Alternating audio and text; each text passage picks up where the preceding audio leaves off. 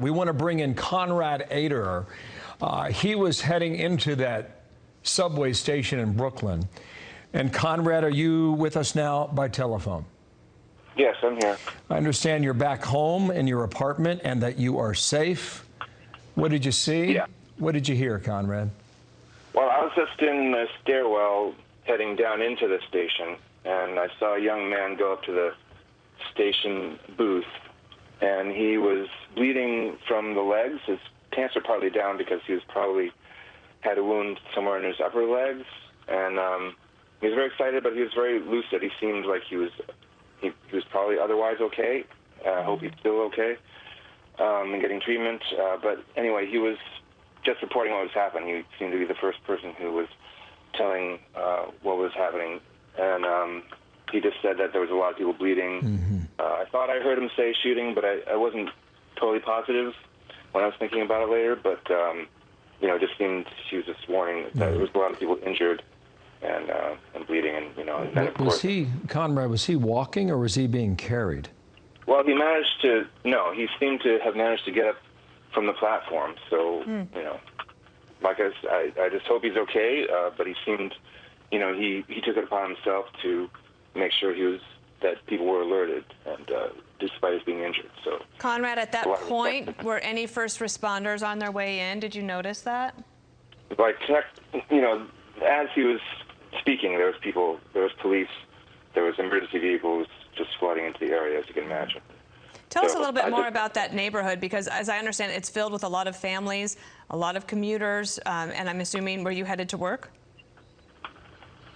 Yes, and I was, you know, I would have been there. You know, I just had taken a moment to text my wife, and so it's, I would have seen a lot more. But as it was, I just got out there immediately. I mean, because I just didn't see any point in my being around any longer, because there was obviously emergency vehicles coming. But yeah, it's a neighborhood. It's very diverse. People, there's a lot of families from all different backgrounds. Conrad, I just want to bring our viewers a bit more information here. Don't leave, Conrad. According to a source, NYPD, there are, quote, no active devices at this moment. So that may help matters right now as these first responders show up there. Conrad, give us a bit more. I assume you take the train often. On a normal day, what would it look like at this hour, 8:30 in the morning? Oh, just very, you know, just a rush hour, just a lot of people trying to get places, you know.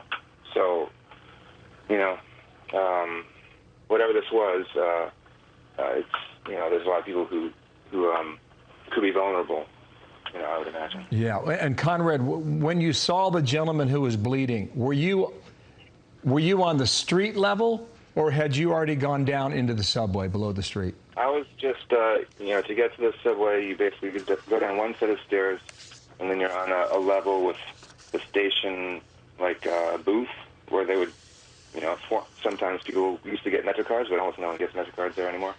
But then you go down one more flight of steps, and that's the station. So I was in that middle area. I could still see the street from where I was. I was just on the first flight of stairs. So you were quite some distance away from me. Yeah, you were about halfway down. I assume you retreated at that point after the gentleman started telling you what was happening?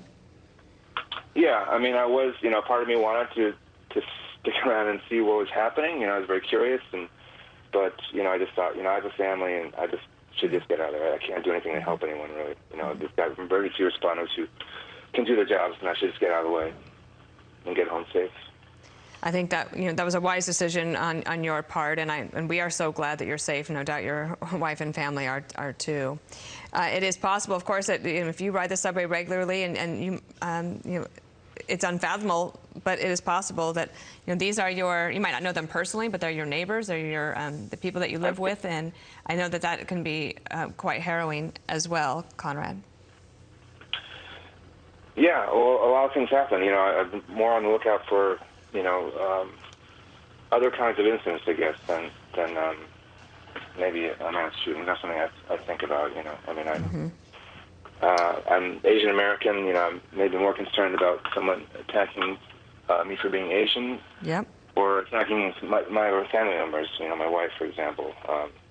So this was sort of whatever this is, it's kind of a bolt out of the blue. I mean, you know, if you're thinking about anything that could be a mass incident, it's just a little bit, you know, you don't usually think of it, you know, if you think of it, you're thinking of it in Manhattan.